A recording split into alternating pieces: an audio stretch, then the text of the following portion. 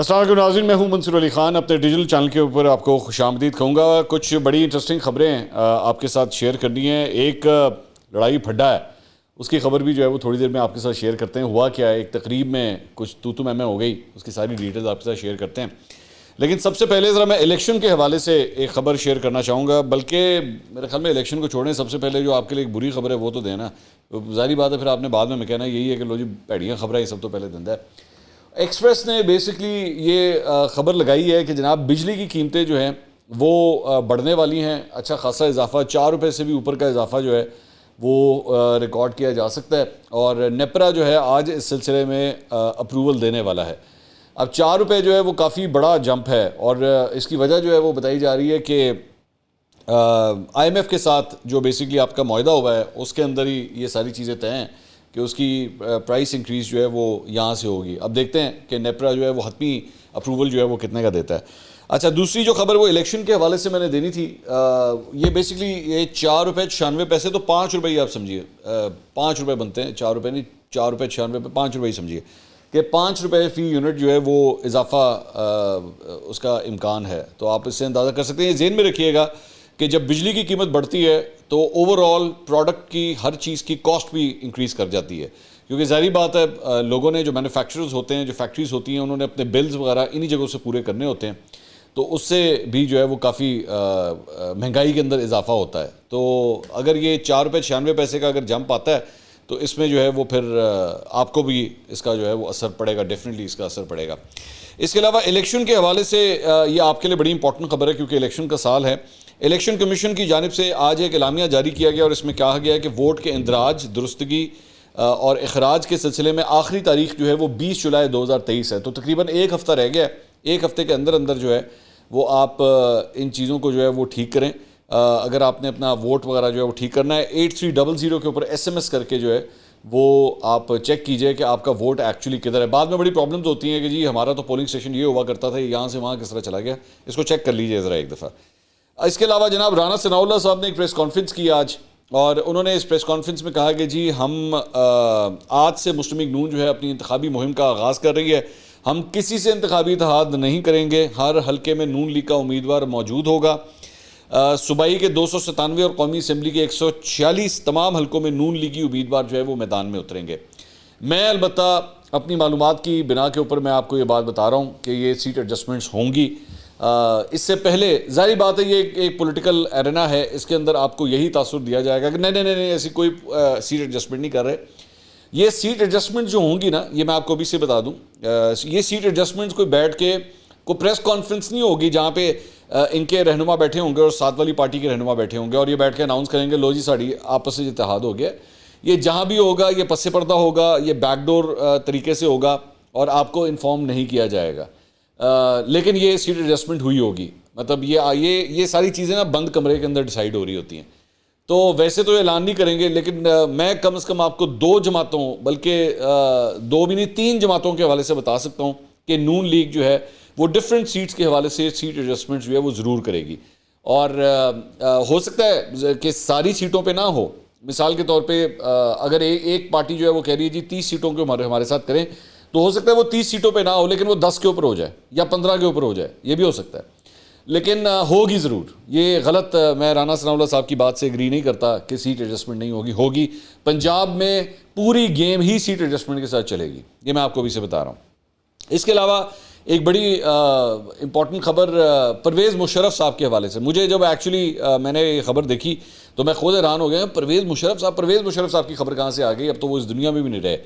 تو پتہ چلا جناب پرویز مشرف صاحب کی درخواست انہوں نے ایک سپریم کورٹ میں جمع کروائی تھی. ان کی وفات کے بعد اس کی سماعت کے لیے وہ مقرر ہو گئی ہے، اور آنے والے ہفتے کے اندر جو ہے وہ اس کیس کی سماعت ہوگی. چیف جسٹس آف پاکستان کی سربراہی میں 3 رکنی بینچ جو ہے 20 جولائی کو سابق صدر اور سابق army chief general Pervez Musharraf کی کاغذات نامزدگی مسترد کرنے کے خلاف اپیل پر یہ سماعت کرے گا. یہ بیسیکلی ان کے کاغذات نامزدگی مسترد ہوئے تھے 2013 میں.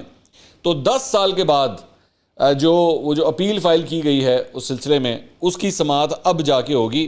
اس سے پہلے اس کے جو اپیل ہے اس پہ آخری سماعت وہ بھی 5 سال پہلے ہوئی تھی. تو اب جو ہے وہ دوبارہ سماعت اس کے اوپر ہونے جا رہی ہے. تو بڑا مطلب تیز رفتار قسم کا انصاف جو ہے وہ ہمیں مہیا ہو رہا ہے. جب بندہ ہی اس دنیا میں نہیں رہا، اب اس کا کیس جو ہے وہ سنا جا رہا ہے. जनरल रिटायर्ड जनरल फैज़ हमीद साहब, उनके हवाले से खबर आई है जनाब, उनके भाई हैं नजफ हमीद, चकवाल में उनके घर के ऊपर चोरी हो गई। ए दिन भी आना सी तुसी ज़रा अंदाज़ा करो कि साबिक DGISI के भाई के घर के अंदर जो है वो चोरी हो गई है। अगर जे जनरल फैज़ हमीद दा भरा भी जड़ा है ना, वो तुसी समझो कि अगर वो भी सेफ नहीं है ना, तो तुसी तो मैं तो बिल्कुल ही फारे गए हो। मतलब फिर तो वो अक्सर ना एक वो कहा जाता है कि वो कभी कभार वो गांव देहात के अंदर ना कभी कभार वो मजाक के तौर पे कहा जाता है कि चौकीदार ना नारा वो ऐलान करता है रात के वक्त, जागते रहना मेरे तेरा रहना। तो अब मुल्क के हालात ये हो गए हैं कि साबिक DGISI के भाई के घर पे जो है वो चोरी हो गई है। उनका बताया गया कि जी ये घर चोरी की वारदात का मुकदमा घरेलू मुलाजमीन के खिलाफ थाना नीला में दर्ज कर लिया गया है। नजफ हमीद में पुलिस को दिए गए बयान में कहा है कि मुलाजमीन 1,07,00,000 रुपए नकद और एक iPhone 13 Pro मोबाइल भी साथ ले गए हैं। मतलब उन्होंने आईफोन भी नहीं छड़िया। तो उन्होंने कहा कि वो वकूआ के रोज़ इलाज के लिए लाहौर गए थे, वापस आए तो सेफ से 1,07,00,000 रुपए नकदी समेत मोबाइल फ़ोन भी गायब था। 1,07,00,000 रुपए घर पे रखे हुए थे हैं। साढ़े को 1,07,000 नहीं होता, यहाँ पे 1,07,00,000 रुपए माशाल्लाह घर के ऊपर रखे हुए थे। चलो ठीक है। अच्छा, एक और बड़ी एक हैरानकुन खबर जो है वो सामने आई, और वो ये है कि GNN के हवाले से और इमरान रियाज खान के हवाले से। ये ज़हन में रखिएगा कि इमरान रियाज खान GNN में ही काम कर चुके हैं और अभी तक लापता हैं। ये सबसे ज़्यादा तशवीशनाक बात यह है कि वो अभी तक लापता हैं और वो अभी तक उनका कुछ पता नहीं है। GNN ने बेसिकली एक खबर लगाई, ये स्क्रीनशॉट आप स्क्रीन पे देख रहे हैं।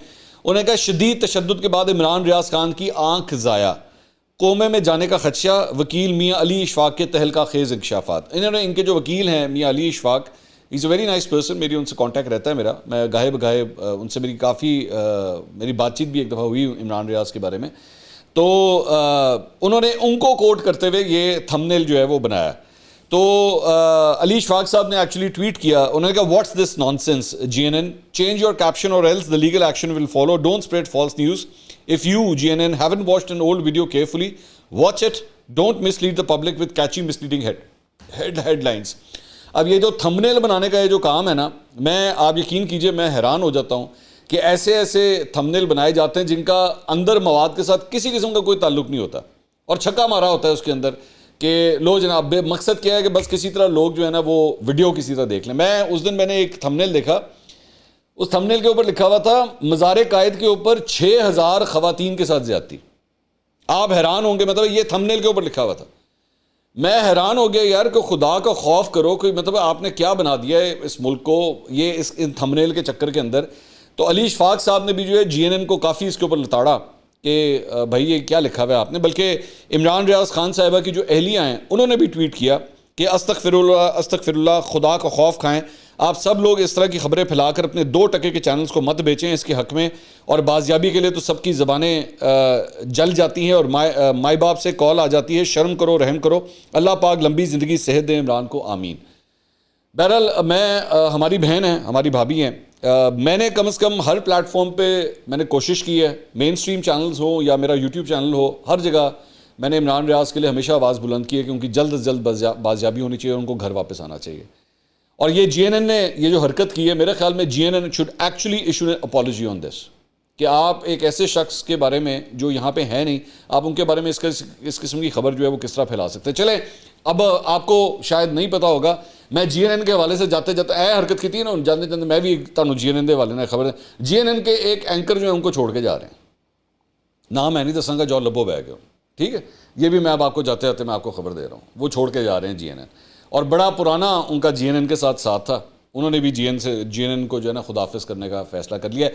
या तो वो अब जो है वो रिज़ाइन कर चुके होंगे या वो करने वाले हैं, लेकिन खबर मैंने आपको दे दी है, जो आपके शायद अभी तक HR को भी नहीं पता होगा, मैंने आपको बता दिया, ठीक है, पता आपको खुद ही लग जाएगा अभी थोड़ी देर में। अच्छा जी, इसके अलावा शेख रशीद अहमद साहब की गिरफ़्तारी, हाँ जी, मैं बड़ा हैरान था पिछले कई महीनों से कि शेख रशीद साहब जो हैं इनके ऊपर अभी तक कोई ऐसा नज़ला नहीं आया, अल्लाह उनकी हिफाजत करे, लेकिन वो माशाल्लाह बिल्कुल सेफ़ एंड साउंड थे। अब एक्सप्रेस ने ये खबर रिपोर्ट की है कि पुलिस उनकी गिरफ़्तारी के लिए एक बार फिर मुतहरिक होगी और इस सिलसिले में आज सुबह रावलपिंडी में शेख रशीद के भतीजे के घर पे छापा भी मारा गया है। पुलिस एहलकारों ने घर को हिसार में ले रखा है। لے رکھا تھا، اور تاہم شیخ رشید احمد صاحب پولیس کے ہاتھ نہیں آئے، اینج کر کے نکل جانے نے ہر باری. مطلب یہ میں نے نوٹ کیا ہے، ویسے کئی دفعہ ان کے لیے چھاپے مارے گئے. لیکن میں ویسے آپ کو بات بتاؤں، مطلب جتنا کو میں نے آج تک پولیس کی کارروائیوں کو کور کیا، بھائی جب انہوں نے گرفتار کرنا ہوتا ہے نا تو یقین کرو تسی گھر دی بیسمنٹ میں بھی چھپے ہو گئے نا، تانوں کٹ کے لے آن گے، لب تانوں لین. پرویز الہی کو آپ نے دیکھا نا کس طرح گرفتار کیا ہے. پرویز الہی جس گھر میں چھپے ہوئے تھے، جس سڑک کے اوپر تھے، ظہور الہی روڈ لاہور کے اندر ہے، وہاں پہ ایک گھر میں چھپے ہوئے تھے، انہوں نے پولیس نے وہ روڈ ہی بند کر دی. اور وہ کتنے دن تک وہ روڈ بند رہی. انہوں نے کہا پا جی ساڈی اطلاع دے مطابق پرویز الہی اتنے ہی ہے. اور وہی ہوا کہ پرویز الہی کو انہوں نے نکال لیا، وہیں سے گرفتار کیا انہوں نے. تو پولیس نے جو اگر کرنا ہوتا ہے نا گرفتار تو وہ کر لیتے ہیں. جے انہوں نے کاغذات کاروائی پانی ہے نا تو اس کے بعد ایک سنتری آئے گا، وہ باہر سے گھنٹی پہ جا کے تو خود ہی چلا جائے گا، اور بعد میں کہے گا جی ہم نے چھاپا مارا تھا بندہ نہیں لبیا سانو. وہاں پہ گھر کا ملازم آ کے دروازے پہ کہہ دے گا بھائن گھر نہیں ہے گئے، تو پولیس والا بھی واپس چلا جائے گا. تو جے انہوں نے گرفتار کرنا ہوئے گا نا تو وہ گھنٹی بھی نہیں بجائیں گے. پاکستان ہے نا، وہ گھنٹی بھی نہیں بجائیں گے، دیوار بھی ٹپ جائیں گے، گیٹ بھی ٹپ جائیں گے، اور اگر ٹپا نہیں جائے گا تو گیٹ ہی اڑا دیں گے. ہم نے یہ بھی دیکھا پرویز الہی کے گھر کے لیے بختر بند گاڑی کا ٹھا چاہ کے انہوں نے گیٹ ہی مارتا. تو اگر گرفتار کرنا ہوتا تو خیر اللہ شیخ رشید صاحب کی مشکلات جو ہے وہ آسان کرے، ہم تو ان کے لیے یہی دعا کر سکتے ہیں.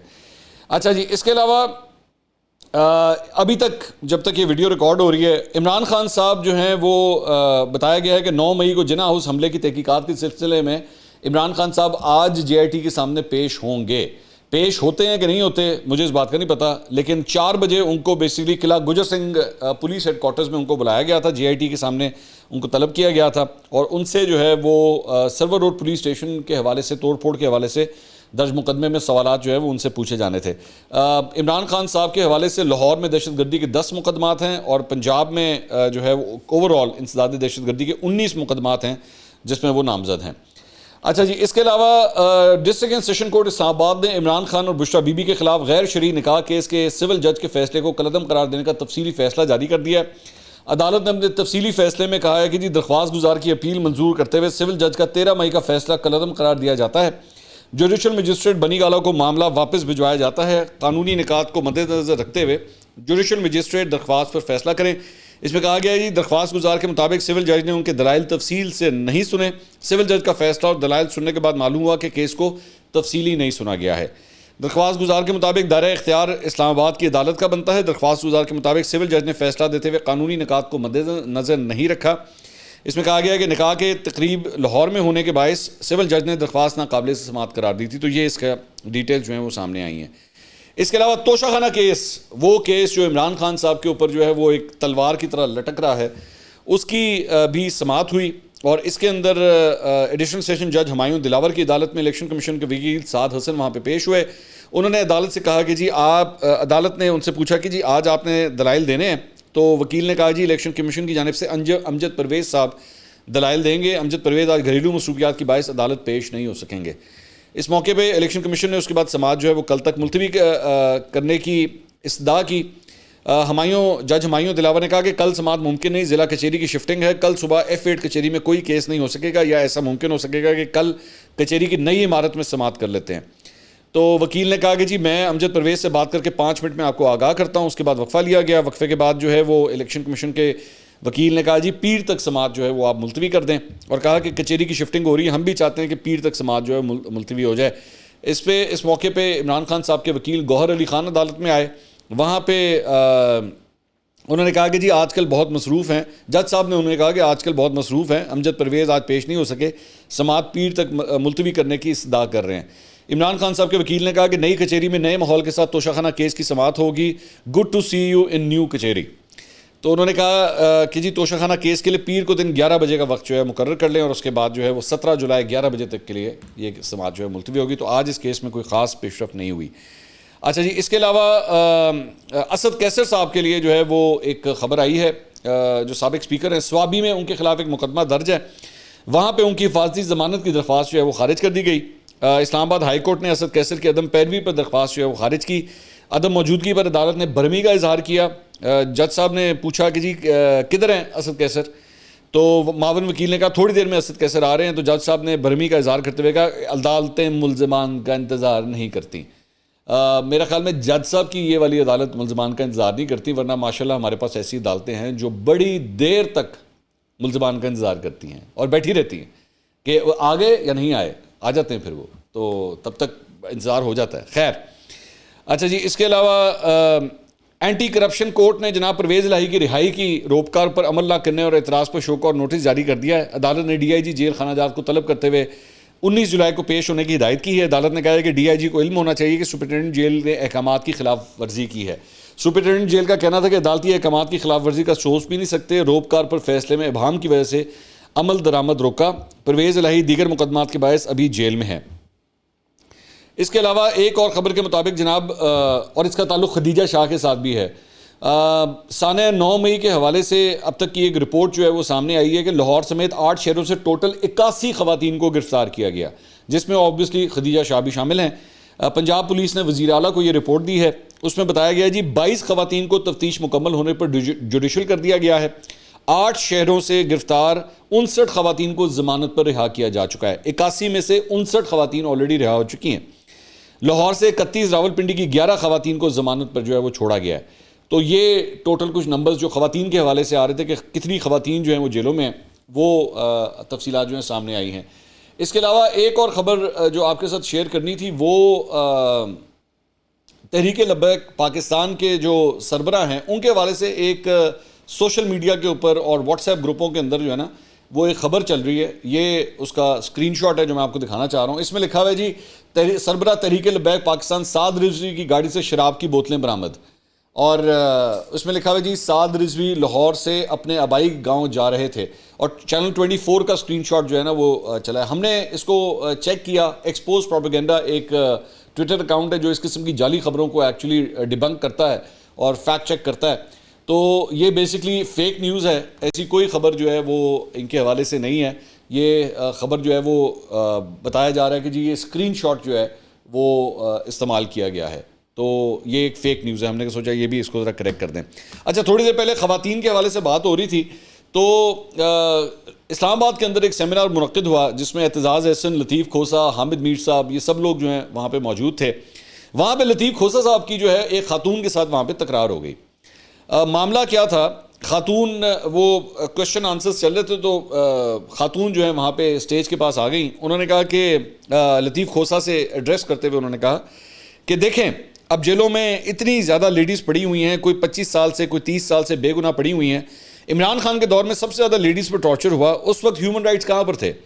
صرف ابھی آپ کو ہیومن رائٹس یاد آ رہے ہیں. دوسرا یہ دیکھیں کہ عمران خان کے لیے رات 1 بجے عدالت کھول دی جاتی ہے، اور جو عام آدمی ہے اس کے لیے 4 بجے عدالتیں بند ہو جاتی ہیں. تو ہیومن رائٹس کدھر ہیں؟ یہ اس خاتون نے اعتراض کیا لطیف کھوسہ صاحب کی باتوں کے اوپر.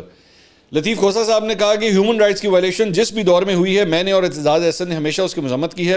آپ خاطر جمع رکھیں، ہم اب بھی آواز اٹھائیں گے. دیکھیں شیریں مزاری کی 5 دفعہ ضمانت ہوتی ہے ہائی کورٹ سے، وہ نہیں جاتی، لیکن جب اس کو دھمکی دی جاتی ہے کہ تمہاری بیٹی ایمان مزاری کے ساتھ وہ کریں گے، تب پھر ہال میں شیم شیم کے جو ہے نعرے لگنا شروع ہو گئے. انہوں نے کہا آپ کو پتہ ہے کہ جو خواتین اس وقت جیلوں میں ہیں ان کے ساتھ کیا ہوا ہے؟ کبھی نہیں ہوا تھا پہلے. آپ ٹھیک کہتی ہیں کہ جو عمران خان کے وقت میں اندر تھیں وہ بھی غلط تھا، لیکن ان کی ننگی تصویریں کر کے کبھی کسی نے دھمکی نہیں دی کہ تم نے سیاست میں رہنا ہے یا نہیں. تو خاتون نے کہا کہ سر کبھی اداروں پہ حملہ بھی نہیں ہوا اس طرح، سر کبھی کسی نے جی ایچ کے اوپر حملہ نہیں کیا تھا، لیکن اب بھی ہوا ہے. تو وہاں سے اسٹیج کے اوپر سے جو ہے نا پھر یہ کہا گیا کہ یہ ڈائلاگ کوئی نہیں ہے. مطلب خاتون کا کہنے کا مقصد یہ تھا کہ جی آپ اگر یہ بات کر رہے ہیں تو پھر آج تک اس سے پہلے اس طرح جی ایچ کیو کے اوپر یا اس طرح کور کمانڈر ہاؤس کے اوپر حملہ بھی نہیں ہوا تھا، لیکن اب ہو گیا ہے. اور وہ اس کا سارا سہرا جو ہے وہ پاکستان تحریک انصاف کے اوپر اور ان کے چیئرمین کے اوپر جاتا ہے. تو خاتون کی بات سننے سے انکار کر دیا. خاتون کافی پھر غصے میں آ گئی. وہ انہوں نے کہا جی میں پھر چلتی ہوں، اگر آپ نے بات ہی نہیں سننی کسی کی تو پھر میں کیا آگے سے بات کروں. تو وہ کافی غصے میں جو ہے پھر وہ وہاں سے چلی گئیں. تو ایک جناب یہ ڈیولپمنٹ ہوئی ہے. اگلی ویڈیو میں آپ سے دوبارہ ملاقات ہوگی. اللہ حافظ.